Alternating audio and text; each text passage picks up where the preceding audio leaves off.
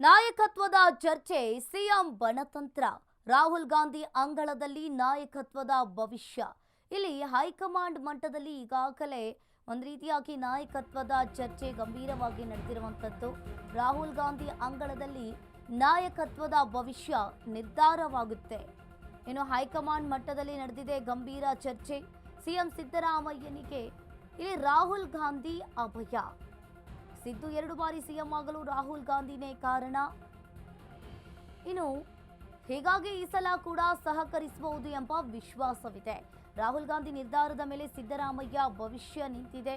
ಇನ್ನು ಹೀಗಾಗಿ ಈ ಸಲ ಕೂಡ ರಾಹುಲ್ ಗಾಂಧಿ ಅಂಗಳದಲ್ಲಿ ನಾಯಕತ್ವದ ಭವಿಷ್ಯ ನಿರ್ಧಾರವಾಗುತ್ತಾ.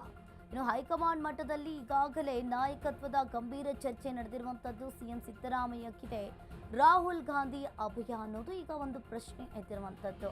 ಇನ್ನು ಈ ರಾಜ್ಯ ರಾಜಕೀಯದಲ್ಲಿ ನಾಯಕತ್ವದ ಬಗ್ಗೆ ಈಗಾಗಲೇ ಸಾಕಷ್ಟು ಬಾರಿ ಚರ್ಚೆ ನಡೆದಿರುವಂಥದ್ದು. ಈ ಹಿಂದೆಯೂ ಕೂಡ ಡಿಸಿಎಂ ಡಿಕೆ ಶಿವಕುಮಾರ್ ಅವರು ದೆಹಲಿಗೆ ಹೋಗಿ ರಾಹುಲ್ ಗಾಂಧಿ ಅವರನ್ನ ಭೇಟಿ ಮಾಡಿದ್ದಾರೆ. 2 ಬಾರಿ ಸಿಎಂ ಆಗಿರೋದಕ್ಕೆ ಕಾರಣನೇ ರಾಹುಲ್ ಗಾಂಧಿ ಅಂತಾನೆ ಹೇಳ್ತಾ ಇದ್ದಾರೆ. ಹಾಗಾದ್ರೆ ಇಲ್ಲಿ ಅಧಿಕಾರದ ಹಂಚಿಕೆಯ ಬಗ್ಗೆ ಆಪ್ತರ ಜೊತೆ ಸಿಎಂ ಚರ್ಚೆಯನ್ನ ಮಾಡ್ತಾರಾ? ಇನ್ನು ಸಿಎಂ ಸಿದ್ದರಾಮಯ್ಯಕ್ಕಿದೆ ರಾಹುಲ್ ಗಾಂಧಿ ಅಭಯ ಅಂತಾನೆ ಹೇಳ್ಬೋದು. ಸಿದ್ದು 2 ಬಾರಿ ಸಿಎಂ ಆಗಲು ಕಾರಣನೇ ರಾಹುಲ್ ಗಾಂಧಿ ಅವರು.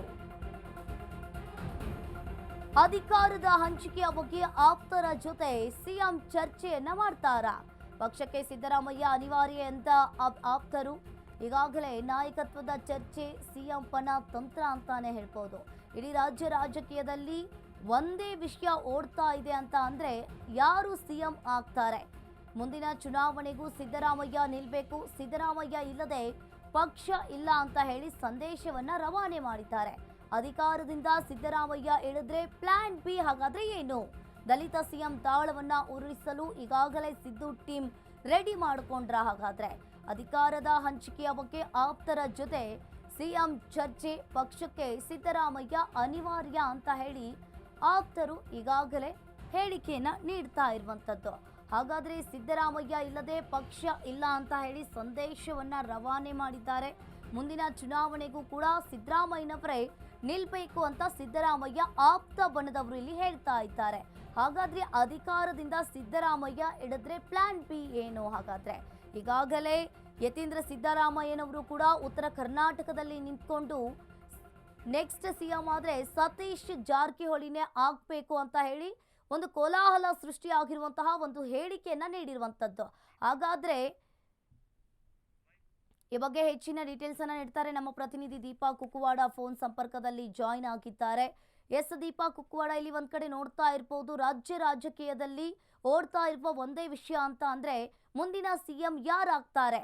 ಹಾಗಾದ್ರೆ ಈಗಾಗಲೇ ಹೈಕಮಾಂಡ್ಗೂ ಕೂಡ ಡಿಸಿಎಂ ಡಿಕೆ ಶಿವಕುಮಾರ್ ಅವರು ಹೋಗಿ ರಾಹುಲ್ ಗಾಂಧಿ ಅವರನ್ನ ಕೂಡ ಭೇಟಿ ಮಾಡಿರುವಂತದ್ದು.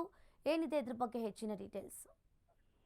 ಅಂಕಿತಾ, ನಾಯಕತ್ವ ಬದಲಾವಣೆ ಅನ್ನುವಂತಹ ವಿಚಾರ ದೊಡ್ಡ ಮಟ್ಟದಲ್ಲಿ ಚರ್ಚೆ ಆಗ್ತಾ ಇದೆ. ಅದ್ರ ಬೆನ್ನಲ್ಲೇ ಇದೀಗ ಒಂದು ಕಾನ್ಫಿಡೆನ್ಸ್ ಅಲ್ಲಿ ಸಿದ್ದರಾಮಯ್ಯ ಇರುವಂತಹದ್ದು ರಾಹುಲ್ ಗಾಂಧಿ ತನ್ನ ಬೆನ್ನಿಗೆ ನಿಂತಿದ್ದಾರೆ, ನಿಲ್ತಾರೆ ಅನ್ನುವಂತಹದ್ದು. ಯಾಕಂದ್ರೆ ಸಹಜವಾಗಿ 2 ಬಾರಿ ಸಿದ್ದರಾಮಯ್ಯ ಅವರನ್ನ ಸಿಎಂ ಮಾಡ್ಬೇಕು ಅನ್ನುವಂತಹ ವಿಚಾರ ಬಂದಾಗ ರಾಹುಲ್ ಗಾಂಧಿಯೇ ಅವರನ್ನೇ ಮಾಡ್ಬೇಕು ಅನ್ನುವಂತಹ ನಿಟ್ಟಿನಲ್ಲಿ ಕೈ ಹಿಡಿದಿದ್ದಂತಹದ್ದು. ಖರ್ಗೆ ಎಐಸಿಸಿ ಅಧ್ಯಕ್ಷ ಆದ್ರೂ ಕೂಡ ರಾಹುಲ್ ಗಾಂಧಿ ನಿರ್ಧಾರವೇ ಅಂತಿಮ ಆಗಿತ್ತು. ಹಾಗಾಗಿ ಮುಂಬರುವಂತಹ ದಿನಗಳಲ್ಲೂ ಕೂಡ ತಮ್ಮ ಈ ಒಂದು ಬದಲಾವಣೆ ಅನ್ನುವಂತಹ ವಿಚಾರ ಏನಿದೆ ಅಂತಹ ಸಮಯದಲ್ಲಿ 5 ವರ್ಷ ಮುಂದುವರಿಕೆಗೆ ರಾಹುಲ್ ಗಾಂಧಿ ಸಹಕಾರ ನೀಡ್ತಾರೆ ಅನ್ನುವಂತಹ ನಿಟ್ಟಿನ ವಿಶ್ವಾಸ ಸಿಎಂ ಸಿದ್ದರಾಮಯ್ಯ ಅವರಿಗೆ ಇದೆ.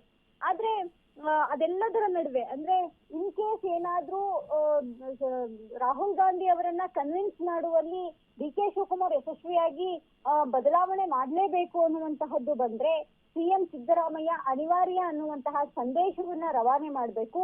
ಅಥವಾ ತಮ್ಮ ಆಪ್ತ ಬಳಗದಲ್ಲಿ ಯಾರಾದ್ರೂ ಇದ್ದಾರೆ, ಸ್ಪೆಷಲಿ ಸತೀಶ್ ಜಾರಕಿಹೊಳಿ ಹೆಸರು ಬಂದ ನಂತರದಲ್ಲಿ ಆ ಒಂದು ಅಸ್ತ್ರವನ್ನ ಪ್ರಯೋಗ ಮಾಡಬೇಕು ಅನ್ನುವಂತಹ ನಿಟ್ಟಿನಲ್ಲೂ ಕೂಡ ಒಂದು ಸಿಎಂ ಬಣ ತಯಾರಾಗಿದೆ. ಇದರ ಜೊತೆಗೆ ಸಿಎಂ ಸಿದ್ದರಾಮಯ್ಯ ಅನಿವಾರ್ಯ ಅನ್ನುವಂತಹದ್ದನ್ನ ಪದೇ ಪದೇ ಶಾಸಕರುಗಳು ಸಿದ್ದರಾಮಯ್ಯ ಆಪ್ತ ಸಚಿವರುಗಳ ಬಾಯಲ್ಲಿ ಹೇಳಿಸ್ತಾನೆ ಇದ್ದಾರೆ.